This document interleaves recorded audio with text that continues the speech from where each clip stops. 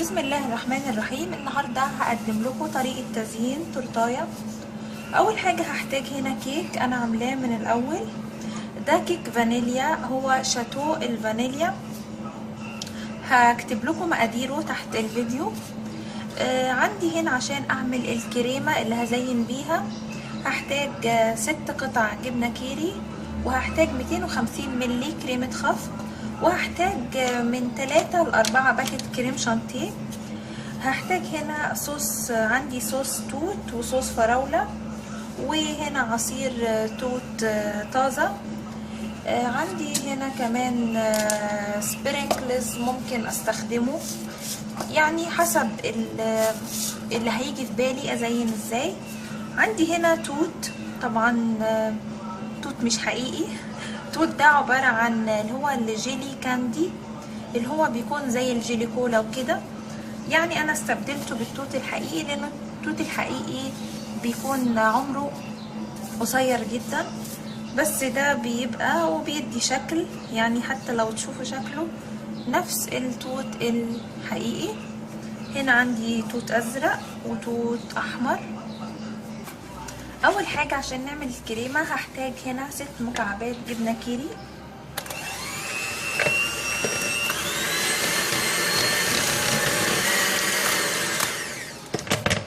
هضربهم كويس كده، وبعدين هنزل الكريمة.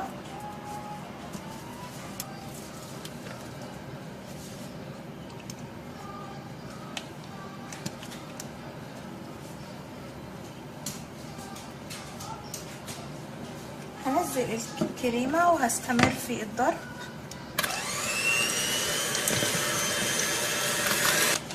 هاخد هنا الكريم شانتيه ده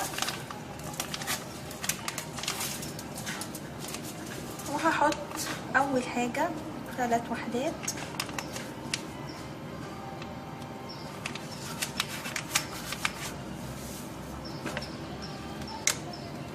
واحد 2 وكده 3.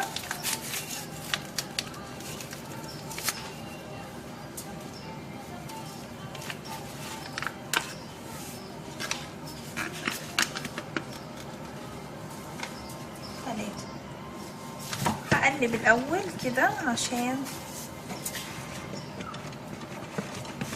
ما يتطلعش البودرة عندي بره.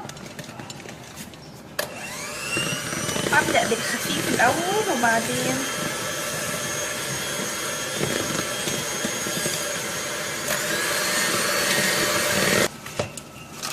زي ما انتم شايفين كده. بعد ما عملت كريمة الجبنة هاخد منها واحط في القمع ده، هحتاجه في التزيين.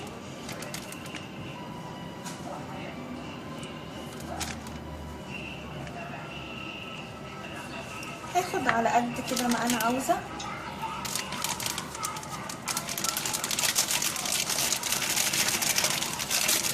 وهدخل الكيس ده الثلاجة.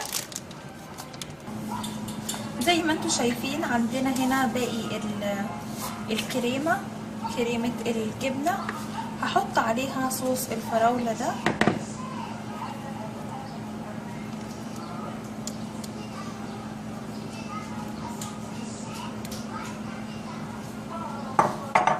وهخلطهم كويس مع بعض.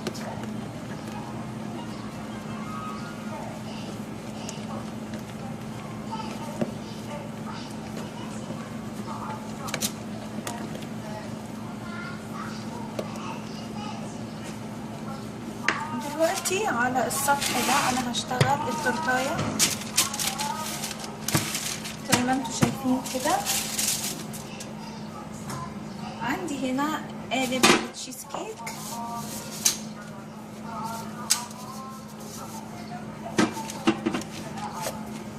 هغلفه بورق زبده من الجناب، وانا اصلا بشتغل على ورق زبده عشان ابقى انقلها على طبق التقديم اللي انا عاوزاه. اول حاجه باخد طبقه الكيك الاولى، زي ما انتوا شايفين كده. هنا اتكسرت مني بس مش مشكلة، انا ممكن انقلها على حتت عشان كيكة الشاتو دي معروف انها بتكون هشة جدا.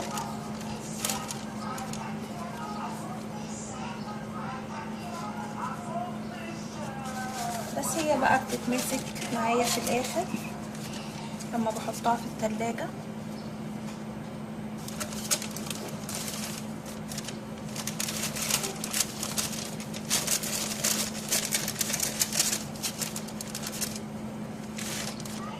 دلوقتي هنزل عليها صوص التوت عشان يكون في حاجة غامقة كده.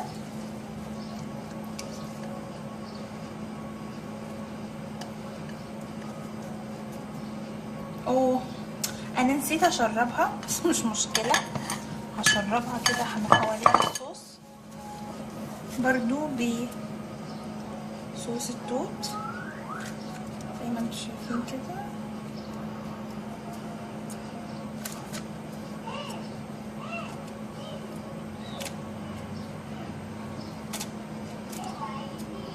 هو الكيك السبونج بيتشرب والكيك ده كمان بيتشرب.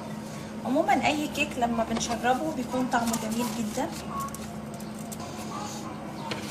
دلوقتي هنزل كريمة الجبنة اللي خلطتها مع صوص الفراولة. هسيب شوية للوش.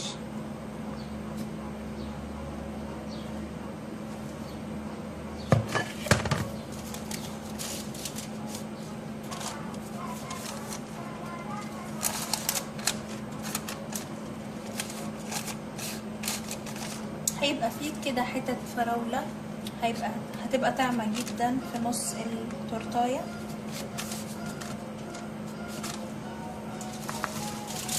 دلوقتي هجيب قطعة الكيك التانية احطها هنا كده واحاول اني اضغط عليها كويس. هنزل باقي الكريمة.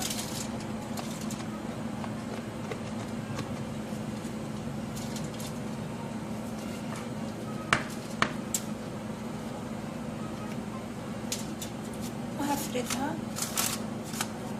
بالشكل ده.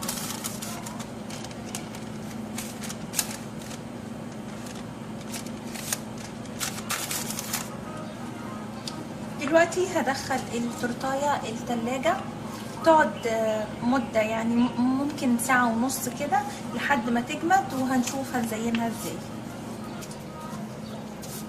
زي ما انتوا شايفين طلعنا التورتاية من التلاجة. دلوقتي هنفتحها كده وهنشيل دي وهنشيل ورق الزبدة بالشكل ده كده.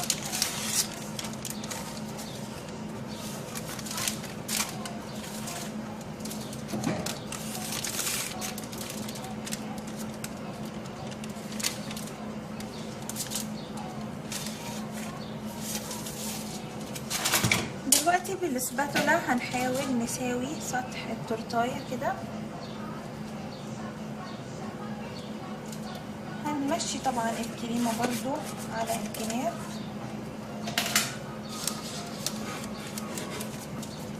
عندي هنا اللوز المتقشر متقطع سلايسات كده، هزين بيه جوانب التورتاية بالشكل ده كده. بمسك اللوز واحطه كده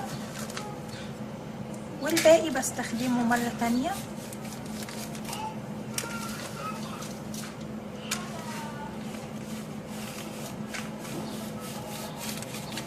البواقي دي طبعا بستخدمها مرة تانية.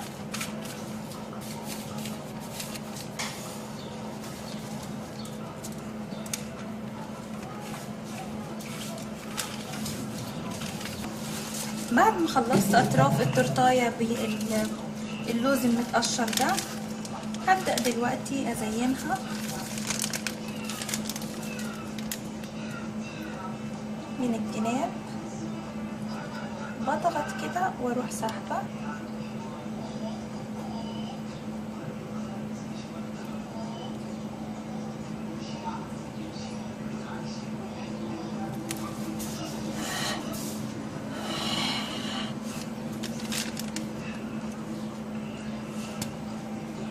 نفس الحكاية،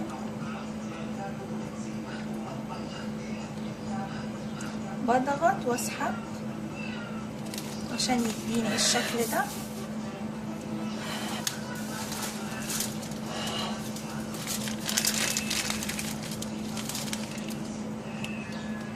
اضغط واسحب.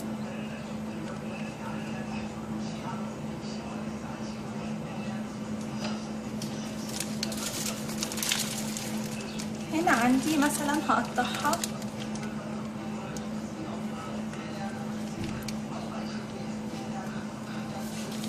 5 قطع او 4.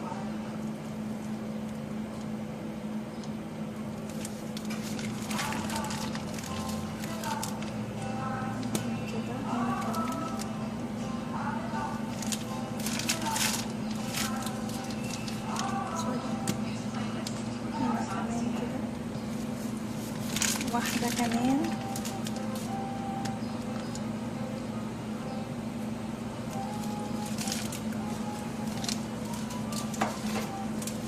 دلوقتي طبعا عندي هنا المساحة دي لازم اغطيها، فهغطيها بالفرموزة البينك.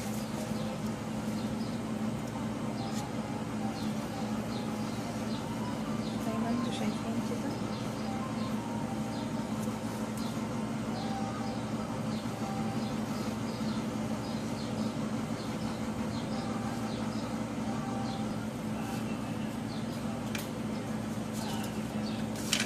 لحد ما تبقى بالشكل ده. دلوقتي هنستخدم التوت، نحط مثلا واحدة هنا سودة،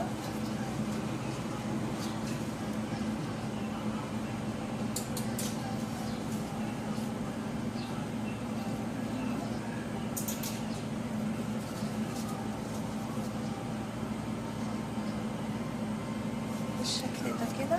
ونستخدم الأحمر، نحط واحدة حمرا هنا.